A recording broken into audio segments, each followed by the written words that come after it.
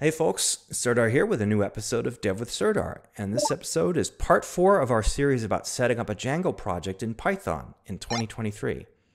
Now, in the first 3 episodes of this series, we set up a basic Django project with a couple of basic routes and a data backend, and we added ways to take user input and post it, what amounts to a small Twitter clone.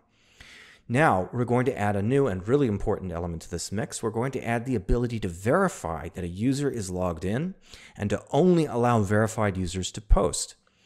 You can see the latest version of all the code I'm going to be showing in this particular demonstration in the URL that I've linked down below in the video description, so you can follow along from there. Now, in earlier versions of this code, people could post entries anonymously. There was no user information associated with a given post. So the first thing we want to do is modify our data model, our posts model, to indicate which user has made a given post. And to do this, we need to import the user model from Django's authentication model system and make a reference to it. And this we do with the foreign key field type. What this does is it lets us record the ID number for a given user in the posts table in this field, but it lets us treat that as if it's a reference to the full record for that user. So when we fetch a post, we also get information about the user to go with it. Now, generally, when you refer to the Django user account system in an application's data model like I've done here, it is considered a good practice to make your own subclass of the user model and to point Django's admin system at that instead, because that way you can customize things a lot more easily. But this is a demo, and I'm not trying to do anything that ambitious, at least not yet, so I'm going to save all of that for another discussion. So for now, I'm just going to refer to the original user model as it is. So that's step 1. We add information about users to posts in our data model. Now, step 2 is we want to verify that a user is logged in and make changes to the way our app behaves based on that. So here, in this template that I'm using to display the site's messages, I want to show or hide the form that I'm using to allow people to post. And this depends on whether or not they're logged in. If they're logged in, we show the form, we indicate what user they're posting as. If they're not logged in, we give them instead a link to a place where they can log in. And Django provides us with a handy way to make this decision using the request object. A request object has an attribute user, which in turn has an attribute that's a Boolean called isAuthenticated. If this is true, we have a logged in user and we can show them the post box. If it's not, then we show them the login link. So now on to step 3. Let us give people a place to log in. So if we look in the URLs that I've set up for this app for the login link, we see that we have a view associated with that route named login form. And here we're using one of Django's built-in forms utilities to generate a login form that has all the needed fields, the username, the password, the submit button. This is one of a number of utilities that Django provides us for a way to generate forms programmatically. And this one is built directly into it. So what this does is it gives you all of these pieces that we can use to construct a login form. And then we can take this generated form object and we can use those pieces in our template to construct that form. All we have to do is refer to them here. So when the user submits this form, it will take them to the login post URL, which is this route here. And that's where we actually process the submitted login information. We get the username and password that was submitted in the post action. And then we use another Django built-in called Authenticate. And that will let us test whether or not that username and password belongs to a valid user object. And if it does, it gives us back a valid user object.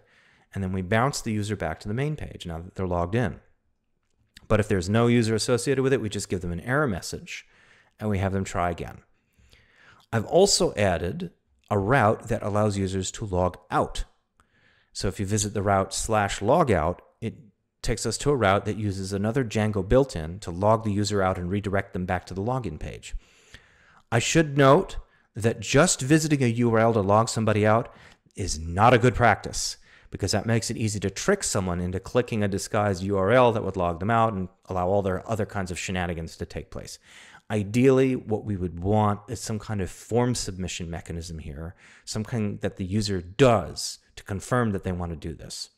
But again, since this is a demo, the basic idea will suffice. So now, on to step 4.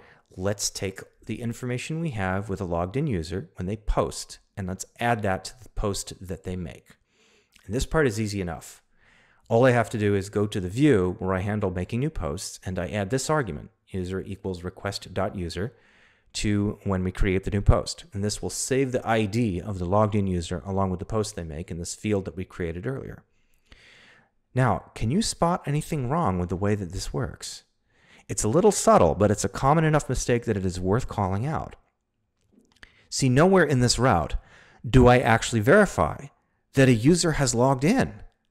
So in theory, someone could construct a post request and submit it to this route without ever being logged in, and anything could happen. The program might just generate an error, or it might write bad data to the database, create real problems for us later. So how can we prevent a route from running at all if we don't have a logged in user? Well, that's what's going to do in step 5. Step 5 is ensure that this post new view doesn't run at all if no one is logged in. And to that end, Django provides us with another handy built-in. It's a function decorator called login required. All we have to do is wrap a function in that decorator, and any attempt to invoke that view when we're not logged in will just bounce the user to some login page whose URL we can configure. I have specified the URL for that login page here in the application settings. But if we wanted to, we could supply manually a URL to the decorator as a way to handle specific routes in a different way. So from the top, here's what we've done so far. We've added space in our data model for storing user information with posts. We've added measures to verify a user is logged in to change how the app behaves in either case. We've given the users a login page of their own. We've changed the way new posts are made to include user info. And we've made sure the route for new posts doesn't run at all unless someone is logged in. So let's try all this out. Now, again, for simplicity's sake, I'm not keeping any of the data from the earlier versions of this demo. And also to save time, I'm just going to cut to after I've recreated the database using the latest set of migrations, and after I've put 2 users into it. One of them is a super user named admin, which we've used before, and a new one is a regular user who we'll call Davis. So I'm going to go to the main page of our app. I'm going to log in as Davis. And when I get bounced back to the main page, you can see I'm being prompted to post as Davis. And when I do, I get a post as him. I can do this any number of times. Now, if I go to the logout URL and I log back in again as admin, when I'm back at the main page, you'll see I'm now posting as admin. So now we have the ability to log in and out as specific users. We have the ability to post as specific users, and we have protections in place, some of them anyway, to keep actions from happening if we are not logged in. So that's it for now with this episode. If you liked it, leave a comment below, and don't forget to follow Dev with Serdar and InfoWorld on Facebook, YouTube, and Infoworld.com.